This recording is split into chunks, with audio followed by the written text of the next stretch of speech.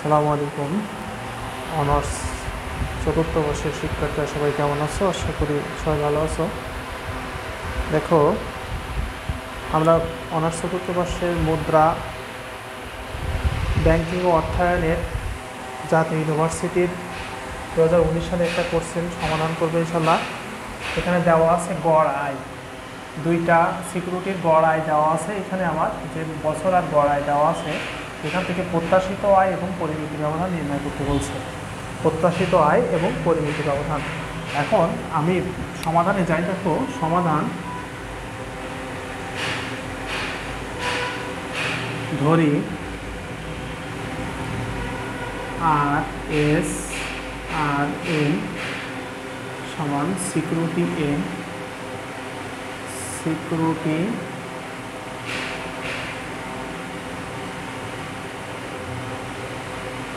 A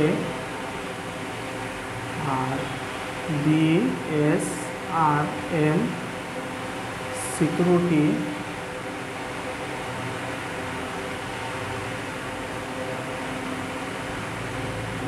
B. আচ্ছা, আমরা ধরে নিলাম। আচ্ছা, তাহলে এখন আমি কি করব? দেখো, এখন আমার কাজ হবে, অতএব এ সিকিউরিটির সিকিউরিটি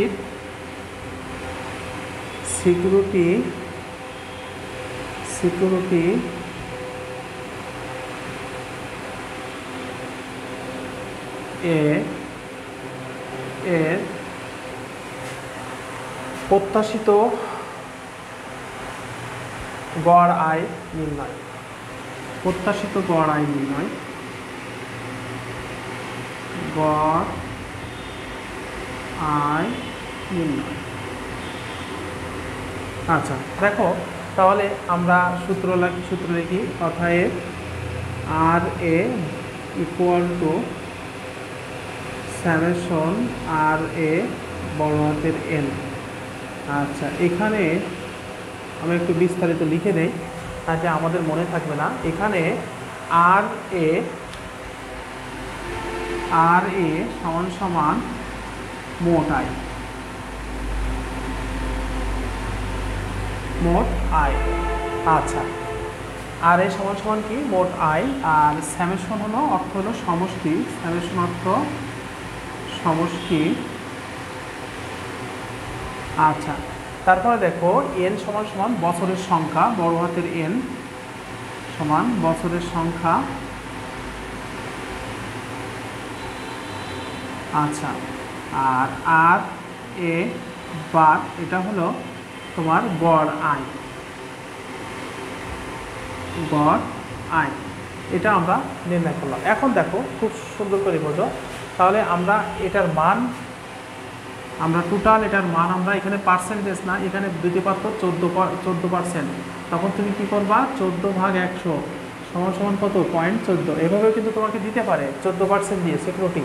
ঠিক আছে, এটা বেসিক জানো, শুধুমাত্র বেসিক জানলেই হবে ইনশাল্লাহ। তাহলে আমি কি করবো? সমস্যাগুলোর অর্থ হলে সবগুলো যোগফল, তাহলে 14 যোগ 0.16 যোগ 0.18। আর এটার বছর হলো 3, তাই আমি 3 দিলাম। এদের মান 1, 2, 3টা, মানে কি 3টা বছর। তাহলে আমরা এগুলো যোগ করি, যোগ করলে হবে আমার 48.3। তাহলে 3 দিয়ে যদি আমি ভাগ দেই, তাহলে কত হবে? 0.16 অথবা 16%। আশা রাখি বুঝতে পারছো ইনশাল্লাহ। আশা রাখি সবাই বুঝতে পারছো। একদম ইজি কিন্তু আমাদের, আমি কিন্তু তোমার জাস্ট বেসিকগুলো কিন্তু একদম বেসিক অনুসারেই করাচ্ছি। আমার প্রশ্ন কিন্তু এখানে পার্সেন্টেজ না দিতে পারে, যেমন 14%, 16%, 18%। তাহলে আমার কত বেরোলো? 0.16। আচ্ছা, এবার আমি কি করব? এগুলো কিন্তু সব প্রত্যাশিত আয়, আমার এগুলো সব প্রত্যাশিত আয়। তাহলে কত পেলাম? 16%। এখন আমি কি করব? B security. তাহলে বি সিকিউরিটিটা দেখো, একই কথা, আমি এখানে বি দিয়ে দিব। বি, এইখানে বি দিলাম, সামেশন এখানে দেব বি, তাহলে হবে গড়। আচ্ছা, তাহলে এখানে কি নিয়ে আসবো? বি। আর এটা আমি এখানে দেবো কি? বি সিকিউরিটির গড়। আচ্ছা, তাহলে এখানে কি দেবো? বি। আচ্ছা, তাহলে বির আমি মানগুলো এখন যোগ করব। বির মানগুলো, সরি 3 তো 3 আসবে। বির মানগুলো আমরা তাহলে যোগ করি। কত?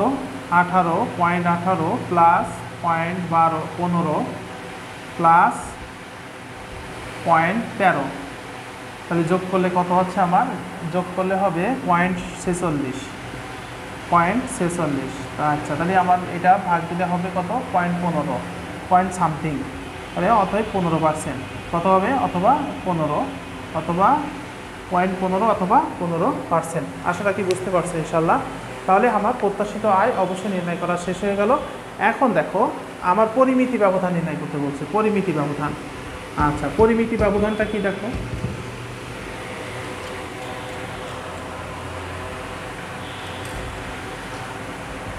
তাহলে লিখবো কি এ সিকিউরিটির পরিমিতি ব্যবধান, কি লিখবো এ সিকিউরিটির পরিমিতি ব্যবধান,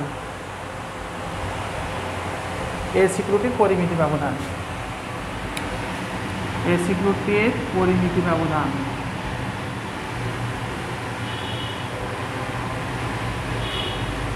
তাহলে এ সিকিউরিটির পরিমিতি ব্যবধান sigma A equal to root over, খুব সুন্দর করে বোঝো, summation R I A summation R A minus R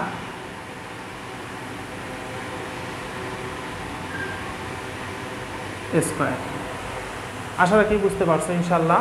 n-1 যেহেতু বছর উল্লেখ করছে তাই n-1 দেবো আমরা।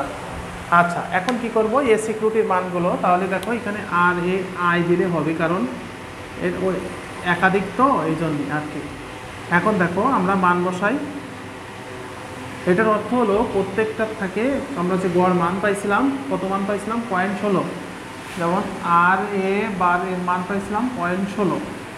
এখন কি করব, আমি প্রত্যেকটা মান এই এখান থেকে সবগুলো বিয়োগ দেবো, যেহেতু এটা সমষ্টি বলছে তাহলে 0.16 14 মাইনাস 0.16 স্কোয়ার, যেহেতু সমষ্টি বলছে প্লাস, আচ্ছা তারপর কি 0.16 মাইনাস 0.16 স্কোয়ার প্লাস 0.18 মাইনাস 0.16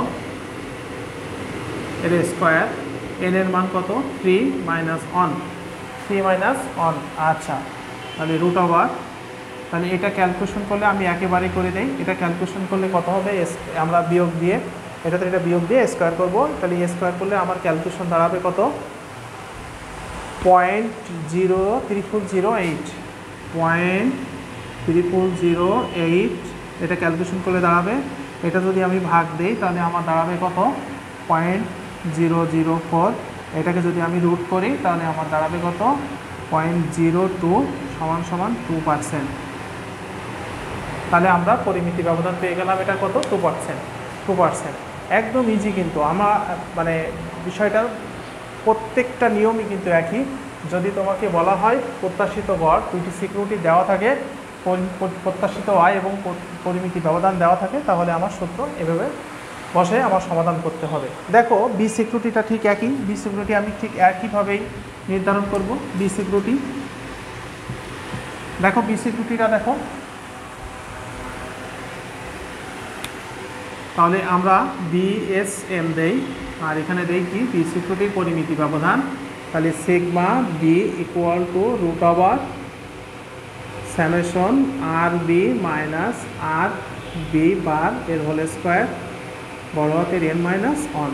তাহলে কি করব, আমরা বিয়োগ দেবো কত, এটার মান পাইছিলাম মেবি আমরা 15, বি সিকিউরিটির মান পাইছিলাম 0.15, তাহলে কি করব 18.18 মাইনাস 0.15 এর whole square plus 0.15 minus 0.15 whole square plus 0.13 minus 0.15 এর হোল স্কোয়ার। আচ্ছা আর কি আছে 3 মাইনাস 1, তাহলে আমরা যদি এটা ক্যালকুলেশন করি তাহলে ক্যালকুলেশন করলে আমার দাঁড়াবে কত 0.0013 ভাগ 2। তাহলে আমরা যদি এটাকে রুটের ভিতরে নিয়ে আসি তাহলে আসবে কত 0.00065, আর এটাকে যদি আমরা বর্গমূল করি তাহলে কত হবে 0.03 অথবা 0.3, এই পার্সেন্টেজের অ্যান্সার। আশা রাখি বুঝতে পারছি ইনশাল্লাহ। যারা অনার্স চলতি বর্ষের একদম লাস্ট মুহূর্তে অনলাইনে ব্যাচ করতে চাও অবশ্যই আমার হোয়াটসঅ্যাপ নাম্বার দেওয়া আছে। আর কোর্স ফি 1020 টাকা কোর্স ফি, তোমরা অবশ্যই দ্রুত জয়েন হয়ে যাও। অলরেডি ক্লাস শুরু হয়ে গেছে আমাদের, নতুন ব্যাচে। সবাই সুস্থ থাকো, ভালো থাকো। আসসালামু আলাইকুম।